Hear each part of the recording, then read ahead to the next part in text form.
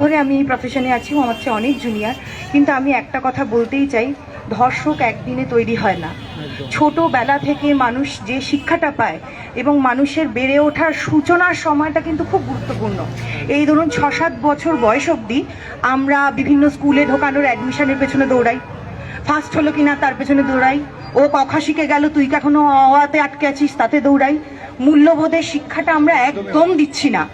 এবং আমি যে ফরম্যাটে পড়াই, যে মানে সিবিএসই কারিকুলাম আমি উল্লেখ করলাম, এবং আপনি ওয়েস্ট বেঙ্গলেও কোথাও মূল্যবোধের শিক্ষা পাবেন না, ভ্যালু এডুকেশন নেই। এবং মরাল যে ভ্যালুসগুলো সেটাকে গ্রেড এক্সামে ফেলে দেওয়া হয়েছে, মানে তার জন্য ফার্স্ট সেকেন্ড থার্ডের কোনো ব্যাপার নেই। যে বাচ্চাটা ফার্স্ট হয় সে যদি আরেকজনের টিফিনটা কেড়ে খায়, খাক, অসুবিধা নেই, কিন্তু সে যেন ফার্স্ট হয়। এই জন্য এইটা কিন্তু একদম নিচ থেকে শুরু করতে হবে। আজকে আমরা আটকালাম, ঠিক আছে, আমরা গেলাম, হয়তো পেলো, শাস্তি পেলো, আমরা সবাই চাই শাস্তি পাক, কিন্তু এই জিনিসটা তো এখানে থামবে না। ধরুন দিল্লি হলো, আমার এখানে হলো, কর্ণাটকেও খবর পাওয়া গেছে, একটা ট্রেনে খবর পাওয়া গেছে, আমরা জানি সবাই, ইউপি গাজিয়াবাদের ওখানে ট্রেনে হয়েছে। এইভাবে আটকাবে না। আর সবার পেছনে একটা করে পুলিশ দেওয়া সম্ভব না, এটা কোনো সরকারের পক্ষে সম্ভব না, এটা কোনো দল নির্বিশেষে। তাই আমরা আজ থেকে শিক্ষা দেব, মেয়েকে যেমন দেব ছেলেদেরও সেরকম শিক্ষা দেব, সবাইকে শেখাবো মেয়েদেরকে সম্মান করতে, একদম ছোটবেলা থেকে।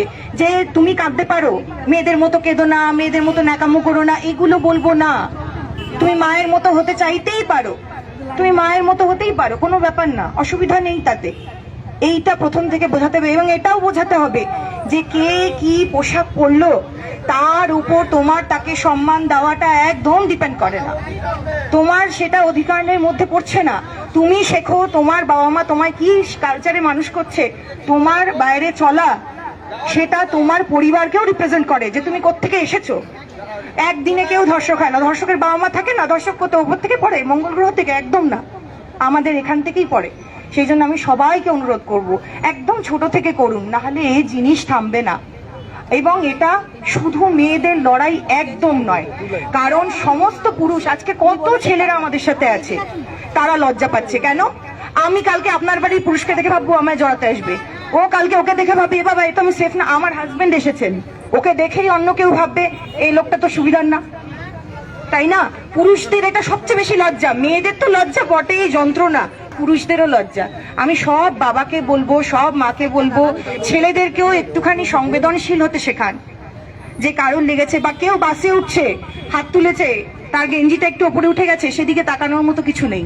নয় তুমি তাকে বলে দাও যে ম্যাডাম আপনার জামাটা ঠিক করুন, নাহলে তুমি সেদিকে তাকিও না, অন্যদিকে তাকাও।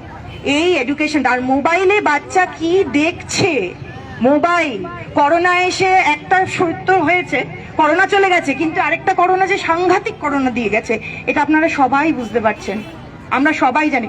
মোবাইল কিন্তু আরো ইনস্টিগেট করছে। আপনারা দেখবেন আমরা এমন অনেক কিছু সার্চ করছি, এমন কিছু অ্যাড চলে আসছে যেটা অপ্রাসঙ্গিক, আমি চাইছি না। আমরা বাড়ির সবার সামনে একটা কিছু দেখতে পাচ্ছি না, ফট করে একটা অ্যাড চলে আসছে।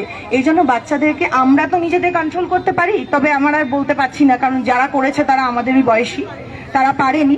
তাদেরকে মানুষ তো ছাড়ুন, জানোয়ারও বলতে পারছি না, কারণ এক শ্রেণীর জানোয়ার একই শ্রেণীকে খায় না, গন্ডারকে মারতে যায় বলে তো আমার জানা নেই, যাই হোক হয় হয়তো। কিন্তু আমি সবাইকে রিকোয়েস্ট করব, আপনারা সবাই শুনুন, এই ধর্ষণ না হলে থামবে না, এটা একদম বাড়ি থেকে শুরু হয়। আর বাচ্চা ছোট থাকতে থাকতে, 16 বছর 17 বছরের ছেলেকে শেখানো যায় না, ছোটবেলা থেকে করুন, ছোটবেলা থেকে, একদম ছোটবেলা থেকে।